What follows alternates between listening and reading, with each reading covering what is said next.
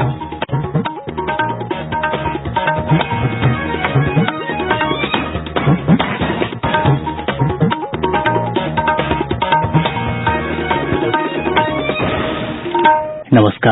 ये आकाशवाणी पटना है।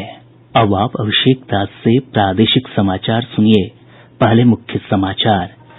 नरेंद्र मोदी सरकार के दूसरे कार्यकाल का पहला वर्ष आज पूरा। भाजपा इस अवसर पर सभी जिलों में ऑनलाइन रैलियां आयोजित करेगी। प्रदेश में कोविड-19 संक्रमितों की संख्या बढ़कर 3,359 हुई। इस महामारी से अब तक 20 लोगों की मौत। मुख्यमंत्री नीतीश कुमार ने राज्य के सभी लोक सेवा केंद्रों को खोलने का दिया निर्देश। और प्रधानमंत्री नरेंद्र मोदी कल दिन के 11 बजे आकाशवाणी पर मन की बात कार्यक्रम में देश विदेश के लोगों के साथ अपने विचार साझा करेंगे। अब समाचार विस्तार से। नरेंद्र मोदी सरकार के दूसरे कार्यकाल का पहला वर्ष आज पूरा हो रहा है। पहले वर्ष में कई महत्वपूर्ण आर्थिक और राजनीतिक फैसले लिए गए। भारतीय अर्थव्यवस्था को मजबूती प्रदान करना, देश को आतंकवाद के साए से निकालना और इस खतरे से निर्णायक संघर्ष के लिए तैयार रहना तथा चुनौतियों को अवसरों में बदलने के लिए किसानों और गरीबों में विश्वास पैदा करना नरेंद्र मोदी सरकार के 5 वर्ष के पहले कार्यकाल की प्रमुख उपलब्धियां रहीं। दूसरे कार्यकाल के पहले वर्ष में एनडीए सरकार ने नए भारत के सपने को साकार करने पर जोर दिया है। पिछले वर्ष मई में लोकसभा चुनाव में जीत के बाद प्रधानमंत्री नरेंद्र मोदी ने अपने भाषण में कहा था कि देश में अब केवल 2 जातियां होंगी, पहले गरीब और दूसरे वे जो गरीबी दूर करना चाहते हैं। सरकार ने इस दिशा में कोई कोर कसर नहीं छोड़ी है। संतोष के साथ कह सकता हूं कि 2019 में ये सरकार देश के गरीबों ने बनाई। हमारे देश में गरीब एक राजनीतिक संवाद विवाद का ही विषय रहा। 5 साल के कार्यकाल में हम कह सकते हैं कि हमने ये जो भ्रमजाल थी उसमें से हमने छेद करने में सफलता पाई है। गरीबों के साथ जो छल चल रहा था उस छल में हमने छेद किया है और हम सीधे गरीब के पास पहुंचे हैं। हमारे संवाददाता ने एनडीए सरकार के पिछले 1 वर्ष के कार्यकाल के दौरान किए गए कार्यों का आकलन किया है। जम्मू कश्मीर से अनुच्छेद 370 और अनुच्छेद 35A की समाप्ति, राम मंदिर निर्माण की प्रक्रिया में तेजी लाना, मुस्लिम महिलाओं को न्याय दिलाने के लिए 3 तलाक पर पाबंदी और नागरिकता संशोधन कानून को लागू कराने जैसे कदम नरेंद्र मोदी सरकार के दूसरे कार्यकाल के पहले वर्ष के प्रमुख निर्णयों में शामिल हैं। इसके अलावा प्रधानमंत्री किसान सम्मान निधि का विस्तार कर सभी किसानों को 6,000 रूपये सालाना देना, छोटे सीमांत किसानों के साथ साथ छोटे व्यापारियों को पेंशन जैसे कदम भी इस अवधि में उठाए गए। इस कार्यकाल में सरकार ने नए जल शक्ति मंत्रालय का भी गठन किया। प्रधानमंत्री नरेंद्र मोदी के मजबूत और निर्णायक नेतृत्व ने देश की विदेश और रक्षा नीतियों को नई दिशा दी, जिससे अंतर्राष्ट्रीय पटल पर भारत को देखने का नजरिया बदला। तीनों सेनाओं में बेहतर समन्वय और संसाधनों के अधिकतम प्रयोग के उद्देश्य से चीफ ऑफ डिफेंस स्टाफ का पद सृजित किया गया। इस अवधि के दौरान वैश्विक मंदी के बावजूद देश की अर्थव्यवस्था को सरकार ने पटरी पर बनाए रखा। इन कदमों के अलावा वर्तमान में कोविड-19 महामारी में सरकार द्वारा इसके प्रसार को रोकने के साथ ही लोगों के हितों का ख्याल रखने के लिए कई कारगर फैसले भी लिए गए। चाहे वो 20 लाख करोड़ रुपए का पैकेज हो या किसानों, प्रवासी मजदूरों और महिलाओं को अनाज और आर्थिक सहायता, सरकार के सभी निर्णयों में देश के हर नागरिक के कल्याण की प्रतिबद्धता दिखती है। दिवाकर, आकाशवाणी समाचार, दिल्ली।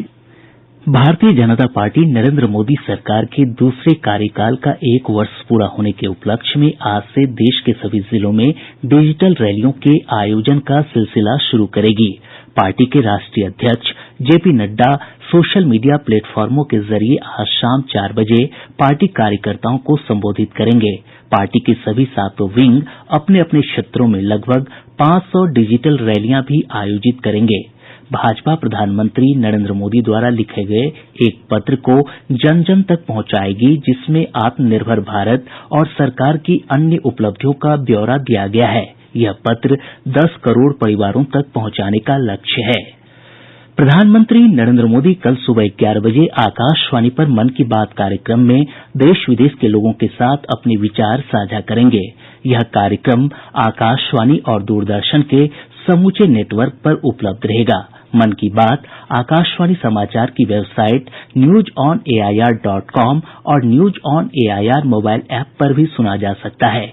इसके अलावा सूचना और प्रसारण मंत्रालय, प्रधानमंत्री कार्यालय के YouTube चैनलों पर भी कार्यक्रम का प्रसारण होगा।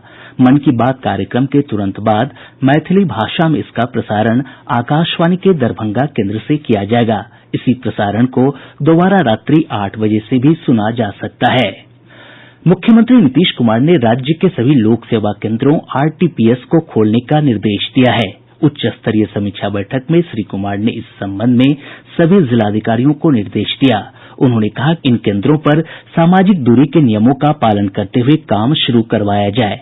गौरतलब है कि लॉकडाउन के कारण RTPS के बंद होने से जाति, आवासीय और भू स्वामित्व प्रमाण पत्र बनाने का काम बंद है। साथ ही सामाजिक पेंशन योजना के काम भी नहीं हो पा रहे हैं। प्रदेश में पिछले 24 घंटों के दौरान कोविड-19 के 174 नये मामलों की पुष्टि के साथ ही संक्रमितों की संख्या बढ़कर 3,359 हो गई है। कल 4 लोगों की मौत के साथ ही इस वैश्विक महामारी से मरने वालों की संख्या 20 हो गई। वहीं पिछले 24 घंटों में रिकॉर्ड 159 मरीजों को उपचार के बाद छुट्टी दी गई। स्वस्थ होने वालों की दर बढ़कर 36% हो गई है। सक्रिय मामलों की संख्या 2,130 है। अब तक राज्य में जो पॉजिटिव मामले सामने आए हैं उसमें 2,368 प्रवासी लोगों के हैं। इस बीच मुख्यमंत्री नीतीश कुमार ने जिलाधिकारियों को निर्देश दिया है कि जो प्रवासी पहले से क्वारेंटीन केन्द्रों में रह रहे हैं उन्हें नये लोगों के साथ नहीं रखा जाए। नये और पुराने लोगों के रहने की व्यवस्था अलग अलग हो। देश में कोविड-19 संक्रमितों की संख्या बढ़कर 1,73,763 हो गई है। अब तक 82,370 लोग स्वस्थ हो चुके हैं, जबकि 4,971 लोगों की मौत हुई है। स्वस्थ होने की दर 43% से अधिक हो गई है। मुजफ्फरपुर स्थित SKMCH के आसपास के इलाके से लगातार कोरोना पॉजिटिव मरीज मिलने के बाद जिला प्रशासन ने इस क्षेत्र को कंटेनमेंट जोन घोषित कर दिया है। पटना के 13 मोहल्लों को कंटेनमेंट जोन से हटा दिया गया है। आज से इन मोहल्लों में दुकानें खुल जाएंगी और लोगों की सामान्य आवाजाही हो सकेगी। प्रादेशिक समाचार आप आकाशवाणी पटना से सुन रहे हैं। देश के विभिन्न हिस्सों से प्रवासी कामगारों के बिहार लौटने का सिलसिला जारी है। सूचना और जनसंपर्क विभाग के सचिव अनुपम कुमार ने बताया कि आज 18 और कल 13 रेलगाड़ियां राज्य के विभिन्न हिस्सों में पहुंचेगी। इधर कैमूर जिले के कर्मनाशा से चलाई जा रही स्पेशल ट्रेनों को बंद कर दिया गया है। जिला प्रशासन के अनुसार प्रवासी कामगारों के आने की संख्या में कमी को देखते हुए ये फैसला किया गया। अब जो श्रमिक जिले की सीमा में प्रवेश करेंगे उन्हें बस के माध्यम से गंतव्य तक पहुंचाया जाएगा। राज्य सरकार ने देश की 24 जानी-मानी कंपनियों को पत्र लिखकर बिहार में निवेश के लिए आमंत्रित किया है। उद्योग मंत्री श्याम रजक ने बताया कि सरकार कुशल मजदूरों के लिए रोजगार योजना भी ला रही है, जिसके तहत जिले में कम से कम 2 औद्योगिक क्लस्टर बनाए जाएंगे।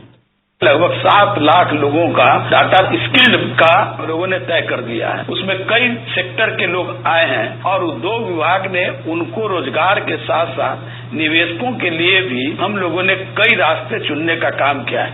हम कुशल मजदूर रोजगार योजना लाने जा रहे हैं, जिसमें 20 लाख रुपया उनको देंगे। सरकारी भवन हम देंगे जो हमारा हर एक ब्लॉक पे बना हुआ है, और उनको पार्ट्स उनको देंगे, उनको डॉक्यूमेंट देंगे और उसके द्वारा वो रोजगार शुरू करेंगे। कृषि मंत्री प्रेम कुमार ने कहा है कि लॉकडाउन की अवधि में उनके विभाग द्वारा 1 लाख रोजगार दिवस का सृजन किया गया। श्री कुमार ने कहा कि सरकार कृषि क्षेत्र में रोजगार सृजन को लेकर लगातार काम कर रही है। कृषि के क्षेत्र में भी रोजगार देने की तैयारी की जा रही है। फसल उत्पादन कार्य में मजदूरों को रोजगार देने का हम लोगों ने भूमि संरक्षण सॉइल कंजर्वेशन कार्यक्रम के तहत 1 लाख रोजगार दिवस सृजित किया गया है। कृषि आधारित लघु उद्योगों को स्थापित कराकर 4 लाख लोगों को रोजगार देने का लक्ष्य है। फूड प्रोसेसिंग हमारा जो उद्योग लगा सकते हैं, उसको हम प्राथमिकता के आधार पर हम लोग इस पर काम कर रहे हैं। और कृषि आधारित उद्योग स्थापित करने के लिए 90% का हम यहाँ पर अनुदान दे रहे हैं। राज्य सरकार ने कहा कि खरीफ के मौसम में सरकारी स्तर पर 20 लाख मीट्रिक टन धान की खरीद हुई है। सहकारिता मंत्री राणा रणधीर ने ये जानकारी दी। 31 मार्च तक जो 14 लाख 15 लाख मीट्रिक टन के आसपास हमारा धान अधिप्राप्ति हुआ था, ये लॉकडाउन की अवधि में करीब 6 लाख मीट्रिक टन अधिप्राप्ति हमारी बढ़ी है। और कुल आप देखेंगे तो 20 लाख मीट्रिक टन से ज्यादा की अधिप्राप्ति हम लोगों ने किया है। पूर्व मुख्यमंत्री राबड़ी देवी, नेता प्रतिपक्ष तेजस्वी प्रसाद यादव और तेज प्रताप यादव समेत राष्ट्रीय जनता दल के 92 नेताओं पर लॉकडाउन उल्लंघन के मामले में प्राथमिकी दर्ज की गई है। गोपालगंज तिहरे हत्याकांड मामले में जदयू विधायक पप्पू पांडेय की गिरफ्तारी की मांग को लेकर पटना से गोपालगंज बिना अनुमति जाने के प्रयास में यह कार्रवाई की गयी। पटना के एसएसपी उपेंद्र कुमार शर्मा ने बताया कि 32 नामजद और 60 अज्ञात लोगों के खिलाफ सचिवालय थाने में प्राथमिकी दर्ज कराई गई है। मुंगेर जिले के बरियारपुर थाना क्षेत्र अंतर्गत शाही पुल के पास अपराधियों ने विस्फोट कर 3 मकानों को ध्वस्त कर दिया और एक महिला तथा उसके 1.5 महीने के बच्चे की हत्या कर दी। बम विस्फोट में कई अन्य घर भी क्षतिग्रस्त हो गए हैं। घटना से आक्रोशित लोग मुंगेर भागलपुर मुख्य मार्ग को जाम कर प्रदर्शन कर रहे हैं। पूर्वी चंपारण जिले के मोतिहारी थाना क्षेत्र अंतर्गत पिपरा कोठी शिव मंदिर चौक के पास से पुलिस ने 2 करोड़ रुपए मूल्य के मादक पदार्थ मॉर्फिन के साथ एक तस्कर को गिरफ्तार किया है। पुलिस ने बताया कि गिरफ्तार युवक कैरियर का काम करता है। गिरोह के अन्य सदस्यों की गिरफ्तारी के लिए छापेमारी की जा रही है। बोधगया में वर्ष 2018 में हुए बम विस्फोट के मामले के वांछित आतंकी अब्दुल करीम को पश्चिम बंगाल के मुर्शिदाबाद से गिरफ्तार कर लिया गया है। कोलकाता पुलिस की विशेष कार्यबल ने ये गिरफ्तारी की है।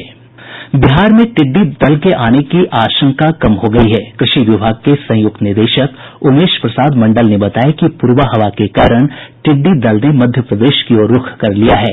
हालांकि उन्होंने यह भी कहा कि टिड्डी दल अपनी दिशा में कब परिवर्तन कर ले यह नहीं कहा जा सकता है। उन्होंने किसानों से विशेष सावधानी बरतने और विभाग द्वारा बताये गये सुझावों पर अमल करने को कहा है। टिड्डी दल के हमले की स्थिति में किसानों से खेतों के आसपास तेज आवाज करने और धुआं करने की सलाह दी गई है। शिक्षा विभाग ने विद्या वाहिनी ऐप के माध्यम से सरकारी विद्यालयों के छात्रों के लिए 1 से 12वीं तक की पाठ्य पुस्तकें उपलब्ध करा दी है। शिक्षा मंत्री कृष्णनंदन प्रसाद वर्मा ने कहा कि इससे लगभग 2.25 करोड़ छात्र लाभान्वित होंगे। परिवहन विभाग के अधीन चलंत दस्ता सिपाही और होमगार्ड में चालक की बहाली के लिए हुई लिखित परीक्षा का परिणाम घोषित कर दिया गया है। रिजल्ट केंद्रीय चयन पर्षद सिपाही भर्ती की वेबसाइट पर उपलब्ध है। मैट्रिक परीक्षार्थी अपनी उत्तर पुस्तिकाओं और OMR शीट की छायाप्रति ले सकते हैं। बिहार विद्यालय परीक्षा समिति ने कहा है कि सूचना का अधिकार कानून के तहत ये व्यवस्था दी गई है। प्रति उत्तर पुस्तिका छात्रों को 500 रूपये जबकि OMR शीट के लिए 100 रूपये देने होंगे। पूर्वी चंपारण जिले के मोतिहारी थाना क्षेत्र अंतर्गत चकिया के पास एक हाईवा की चपेट में आने से मोटरसाइकिल सवार 2 युवकों की मौत हो गई। पुलिस ने बताया कि दोनों दरभंगा जिले के कुशेश्वर स्थान के रहने वाले थे और मोटरसाइकिल से दिल्ली से अपने घर लौट रहे थे। इधर गया जिले के फतेहपुर थाना क्षेत्र के गोपीपुर मोड़ से सटे रामपुर गांव के पास सड़क हादसे में मोटरसाइकिल सवार 3 युवकों की मौत हो गई। पुलिस ने बताया कि सड़क किनारे खड़े ट्रक में मोटरसाइकिल की टक्कर से ये हादसा हुआ। वहीं दूसरी तरफ बक्सर के राजपुर थाना क्षेत्र में सड़क हादसे में एक युवक की मौत हो गई। अब पटना से प्रकाशित प्रमुख समाचार पत्रों की सुर्खियां। आज के सभी समाचार पत्रों ने एनडीए सरकार के दूसरे कार्यकाल के 1 वर्ष पूरे होने पर प्रधानमंत्री द्वारा देशवासियों के नाम लिखे पत्र को प्रमुखता से प्रकाशित किया है। हिन्दुस्तान लिखता है, भारत का भविष्य कोई आपदा तय नहीं कर सकती मोदी।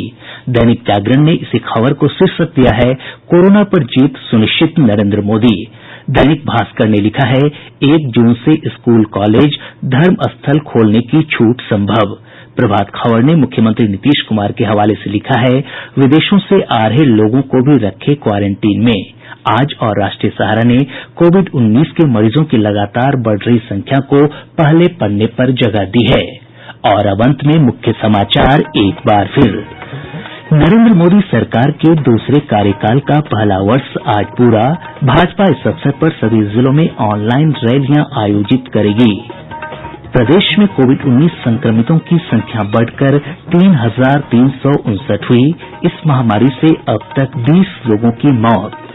मुख्यमंत्री नीतीश कुमार ने राज्य के सभी लोक सेवा केंद्रों को खोलने का दिया निर्देश। और प्रधानमंत्री नरेंद्र मोदी कल दिन के 11 बजे आकाशवाणी पर मन की बात कार्यक्रम में देश विदेश के लोगों के साथ अपने विचार साझा करेंगे। इसके साथ ही आकाशवाणी पटना से प्रसारित प्रादेशिक समाचार का ये अंक समाप्त हुआ। घर में रहिए, सुरक्षित रहिए और सुनते रहिए आकाशवाणी।